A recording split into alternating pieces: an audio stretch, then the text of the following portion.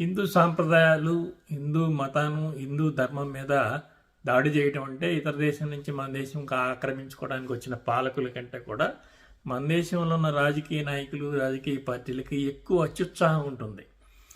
ఈ ఉదయనిధి స్టాలిన్ హిందూ ధర్మాన్ని లెప్రసీతోనూ, హెచ్ఐవితోనూ, కరోనాతోనూ పోల్చాడు. ఈ మధ్య పార్లమెంట్లో డిఎంకే సభ్యుడు ఒకడు ఉత్తర భారతం వాళ్ళంతా గోమూత్రం తాగేవాళ్ళు, జ్ఞానం లేని వాళ్ళు, అందుకే వాళ్ళు బీజేపీకి ఓటేస్తున్నారు, అదే దక్షిణ భారతం రమ్మనండి అని ఈ విధంగా వాళ్ళని అవమానించే విధంగా మాట్లాడి తర్వాత క్షమాపణ చెప్పాడు. కానీ ఇంత తేలిగ్గా ఈ ధర్మాల మీద మనం మాట్లాడవచ్చు. అదే ముస్లిం, క్రిస్టియన్ మతాల మీద ఎవరు మాట్లాడడానికి లేదు. ఒకవేళ మాట్లాడితే వాళ్ళు నరికేస్తారు.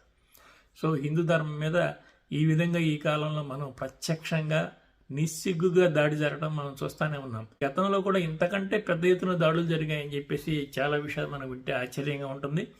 ఉదాహరణకి హిందువులు చీరగట్టుకుంటారు. చీరగట్టుకోవడంలో ఒక సాంప్రదాయం, ఆ సాంప్రదాయం మీద నిషేధం విధించారు గతంలో అని మనకు తెలియదు. అయితే దేశమంతా కాదు, గోవాలోనే ఈ నిషేధం విధించారు. గోవాలో పోర్చుగీస్ పాలకులు అక్కడున్న హిందువుల్ని చీర కట్టుకుంటే అంగీకరించం అని చెప్పి నిషేధం విధించారు. హిందువుల మీద దాడి చేశారు, చీర కట్టుకునే వాళ్ళ మీద. 200 సంవత్సరాల పాటు ఈ నిషేధం కొనసాగింది. అక్కడున్న ఒక ప్రత్యేకమైన డిజైన్ ఉన్న చీరని నేసే నేతగాళ్ళని చంపేశారు. సో క్రిస్టియన్ మత వ్యాప్తి కోసం వాళ్ళు ఇదంతా చేశారు. హిందువులు ఈ నిషేధం ఎత్తేయించడానికి 200 years పోరాడాల్సి వచ్చింది. 200 years అప్పటి వరకు రహస్యంగా చీర కట్టుకోవడం, రహస్యంగా వాటిని నేర్చుకోవడం జరిగింది.